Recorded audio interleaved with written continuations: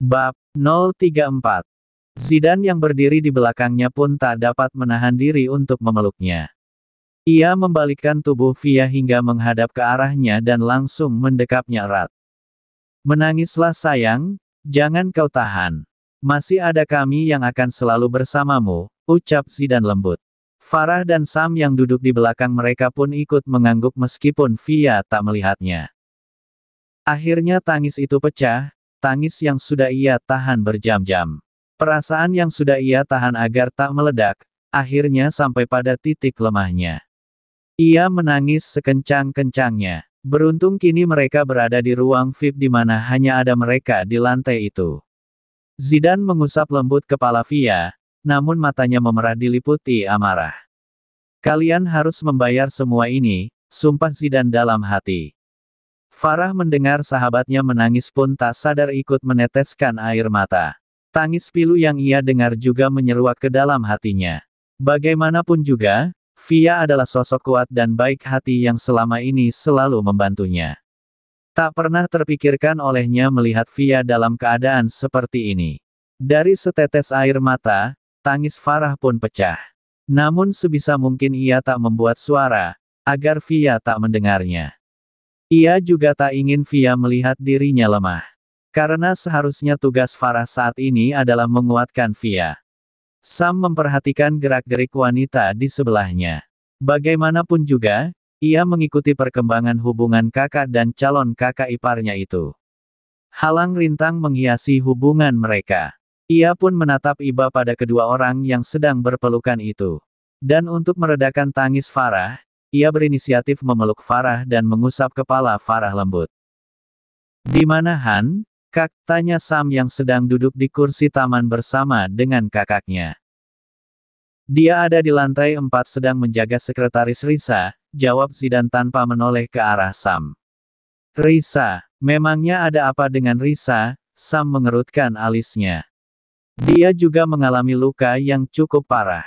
3 buah tulang rusuknya patah dan kepalanya mengalami pendarahan. Dokter mengatakan bahwa kondisinya belum stabil. Dan cedera pada otaknya akan membahayakan nyawanya," jelas Zidane datar. "Apa tidak sebaiknya kita menjenguk dia, Kak?" tanya Sam ragu. "Tidak perlu, ada Han di sana." Zidane masih ingin menikmati udara ini. Karena begitu ia masuk ke dalam, dadanya terasa sesak ikut merasakan sakit yang Via rasakan. "Bagaimanapun juga kita harus melihatnya, Kak," ucap Sam memohon. "Hah, baiklah," ucap Zidane malas seraya bangkit dari duduknya. "Katakan pada Farah untuk membawa Via bersamanya," perintah Zidane sambil berjalan mendahului Sam. Karena saat ini Via masih menunggui ayahnya ditemani oleh Farah. Tadi saat Via lebih tenang, Farah berusaha mengajaknya bicara untuk menghiburnya. Dan Zidane memanfaatkannya waktu itu untuk menjernihkan pikirannya yang kacau akibat musibah ini.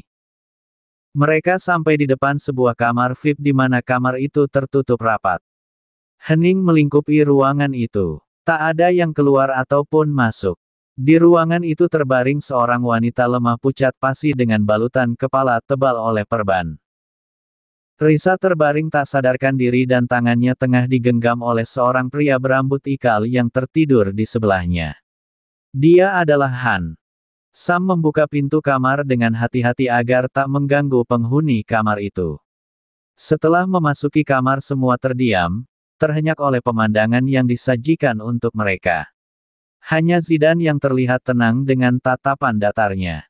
Ia berjalan melewati mereka yang masih hening dan langsung melemparkan dirinya ke sofa di sudut kamar.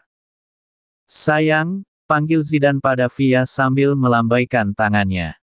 Masih dengan wajah sendunya, Via mencoba tersenyum dan mengusap lembut bahu sahabatnya. Ia berusaha menyemangati Farah yang tak kunjung bergerak di ambang pintu. Kemudian Via melangkah menuju Zidane di sudut sana. Sam juga baru kembali pada kesadarannya. Ia melepas kenop pintu yang sedari tadi ia genggam. Sam membalikkan badan ke arah Farah yang tak bergeming. Ia raih tangannya dan menggenggamnya. Sam membimbing Farah yang tak lepas pandangannya dari Han ke arah sofa. Mereka berempat duduk di sana dalam keheningan. Via memandang iba ke arah Risa yang terbaring lemah tak sadarkan diri. Sekretaris ayahnya yang sudah ia anggap seperti kakaknya sendiri kini sedang tak berdaya. Kak Risa, ayah, ucap Via dengan suara tersekat hampir tak terdengar. Zidane mendengar Via menggumamkan sesuatu. Ia meraih jemari Via dan menautkannya pada jemarinya. Kemudian ia kecup punggung tangan Via. Menyalurkan rasa cinta kasih yang berlebih pada wanita yang dicintainya itu. Terakhir ia kecup pucuk kepala Via dalam. Zidane, panggil Via tanpa menoleh ke arahnya. Via masih memandangi Risa yang terbaring lemah dengan Han di sisinya. Sahut Zidane setelah melepas kecupannya dari kepala Via. Katakan apa yang sebenarnya terjadi, tanya Via datar namun ada ketegasan dalam ucapannya. Sudah cukup ia menahan kesabarannya sejak berangkat ke kota ini. Sudah cukup juga ia menahan rasa ingin tahunya mengenai semua hal yang membuat emosinya berkecamuk. FLASHBACK-ON. Ada apa? Tanya Zidane menempatkan ponselnya di samping telinga. Kabar buruk, Tuan, jawab Han di seberang telepon. Katakan, perintah Zidane singkat. Namun dalam hatinya sudah merasakan sesuatu yang tidak beres.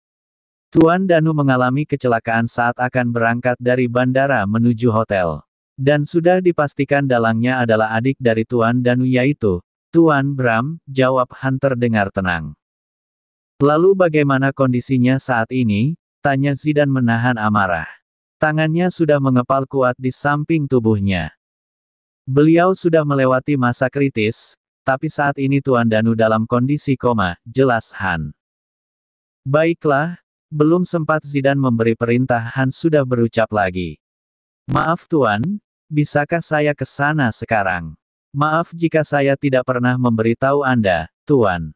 Tapi calon istri saya juga sedang kritis di sana, ucap Han sedikit canggung. Apa maksudmu Han? Siapa calon istrimu? Zidane mengernyitkan kedua alisnya dan memindahkan ponselnya ke sisi lainnya. Sekretaris Risa, Tuan. Dia juga berada di mobil yang sama dengan Tuan Danu. Saya harus segera menyusulnya. Maaf karena saya tidak bisa mendampingi Anda, Tuan. Saya mohon pengertian Anda. Saya harus segera melihat bagaimana kondisinya saat ini, Tuan. Saya sangat mengkhawatirkannya. Tolong jangan marah pada saya, Tuan, tutur Han dalam sambungan teleponnya. Dari suaranya dapat dipastikan saat ini guratan-guratan kekhawatiran sedang menghiasi wajahnya di sana. Tentu saja aku akan marah, sahut Zidane cepat.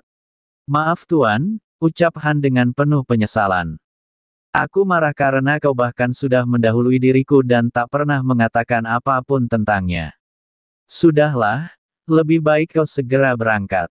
Aku akan menyusulmu nanti. Saat ini tugasku adalah menjelaskan pada Via, tutur Zidane dengan nada sedikit menenangkan.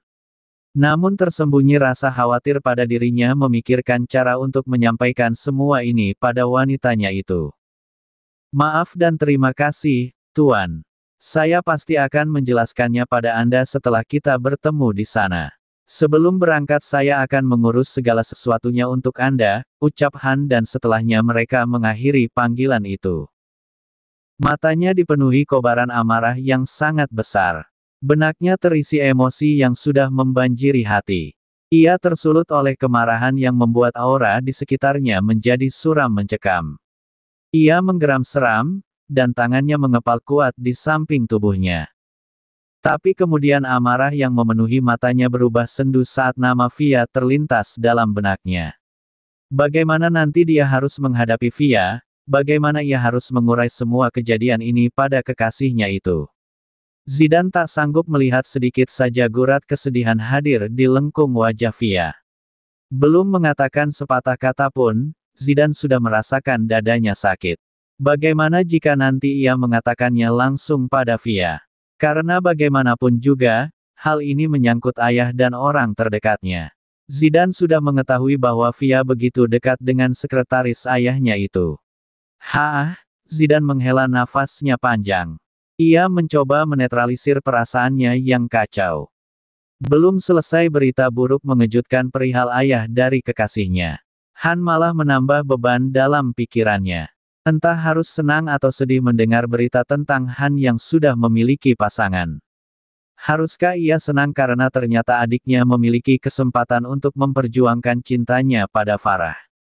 Ataukah ia harus bersedih lantaran musibah yang dihadapi oleh Han juga termasuk berat? Zidane belum menemukan jawaban dari rasa bimbangnya. Ia paham, saat ini Han pasti sedang terpuruk. Entah bagaimana jika hal itu menimpa dirinya. Untuk mengatakan tentang kejadian ini saja Zidane sudah merasa berat dan tersiksa. Bagaimana jika ia mengalami hal yang sama seperti Han? Wanitanya mendapat musibah yang begitu besar hingga hanya terbaring lemah tak sadarkan diri.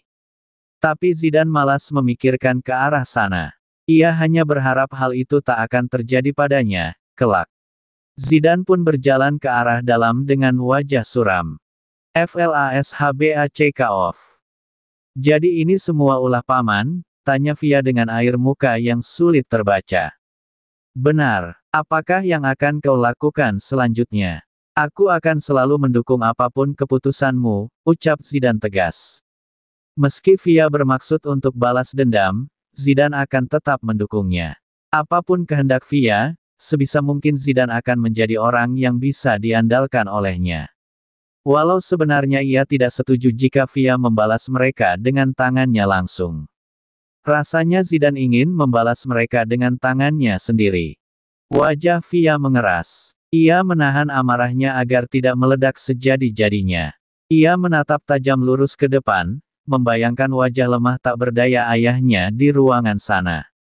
Kemudian ia mengalihkan pandangannya pada Risa yang juga kondisinya tak jauh lebih baik. Sesak di dadanya sangat menyakitkan. Menahan amarah dan kesedihan secara bersamaan membuat air matanya dengan tidak sopan menetes tanpa izin darinya. Tangannya mencengkram erat pada sofa yang ia duduki hingga menimbulkan bunyi yang khas. Zidane tentu saja tak ketinggalan dengan setiap gerakan Via sampai yang paling halus sekalipun. Ia menarik kedua tangan Via hingga melingkar di tubuhnya dan mendekapnya erat. Ia menenggelamkan kepala Via pada sisi dadanya agar Via bisa dengan leluasa menumpahkan seluruh luapan emosi yang ia jaga sendiri. Isak tangis pecah pada dada bidang Zidane. Belenggu hatinya yang kokoh telah lepas hingga yang terdengar hanya rintihan pilu seorang anak gadis yang teraniaya. Orang yang paling ia cintai setelah kepergian ibunya kini belum jelas bagaimana perkembangan selanjutnya. Dan lagi satu orang yang selalu menemaninya bahkan sudah seperti kakaknya sendiri juga terbaring di sana. Via menangis, membanjiri wajahnya dengan air matanya yang berharga. Balas dendam, sejenak mampir mengisi benaknya yang diliputi amarah tadi. Tapi mau bagaimana, harus bagaimana ia membalaskan semua ini. Karena bagaimanapun juga, hanya tinggal mereka sanak saudara yang ia punya. Jika setan membelenggu hatinya dan membisikkan niatan untuk balas dendam, maka siapa lagi yang ia punya? Akankah ia sebatang kara di dunia? Via enggan memikirkannya. Sambil berusaha keras menghentikan tangisnya. Sambil berusaha sekuat tenaga meredam emosinya. Via merapalkan mantra untuk menguatkan dirinya agar ia tidak rapuh dalam menjalani cobaan ini. Demi ayah dan Kak Risa, aku pasti bisa, ucapnya dalam hati. Farah dan Sam yang sudah duduk tak jauh dari mereka pun merasa iba melihat Via yang begitu pilu menangis dalam pelukan Zidane. Tanpa sadar Farah menggenggam jemari tangan Sam erat. Ia sedang menahan emosinya agar tidak ikut menangis lagi. Sesaat Sam menampilkan senyumnya, ia membiarkan saja dan menikmati sentuhan Farah pada jemarinya.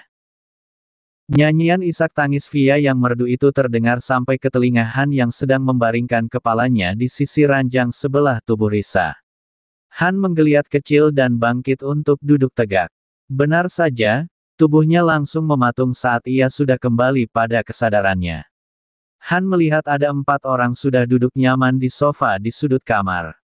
Han segera bangkit untuk memberi salam pada keempat orang itu. Tidak perlu repot-repot, Han. Lebih baik kau bercermin dan urusi dirimu yang berantakan itu. Kau akan mencoreng nama baikku, jika penampilanmu seperti gembel, ucap Zidane datar.